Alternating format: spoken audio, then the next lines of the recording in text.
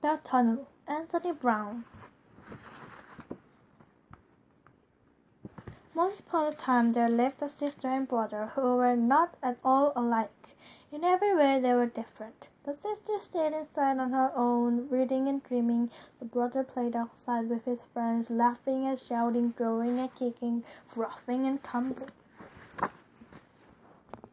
At night he slept soundly in his room, but she would lie awake listening to the noises of the night. Sometimes he crept into her room to frighten her, for he knew that she was afraid of the dark. Whenever they were together they fought and argued noisily all the time. One morning their mother grew impatient with them. "Out you go together," she said, "and try to be nice with each other just for once, and be back in time for lunch." But the boy didn't want his little sister with him.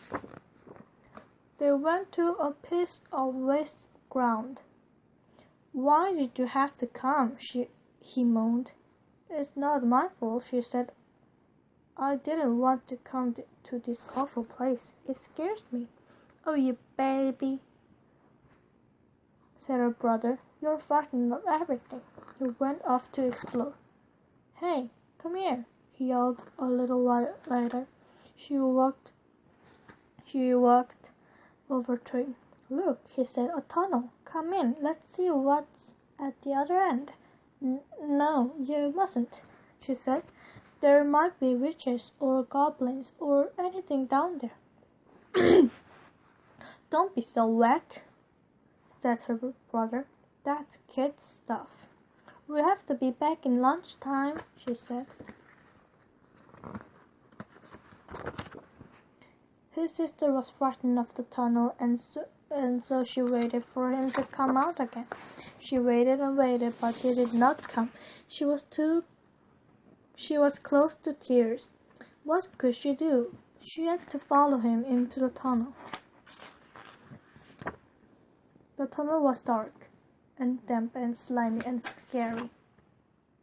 At the other end she found herself in a quiet wood. There was no sign of her brother, but the wood soon turned into a dark forest. She thought about wolves and giants and witches, and wanted to turn back, but she could not. For what would become of her brother if she did? But now she was very frightened, and she began to run faster and faster. Just when she knew she could run no farther, she came to a clearing. There was a figure, still as stone. It was her brother.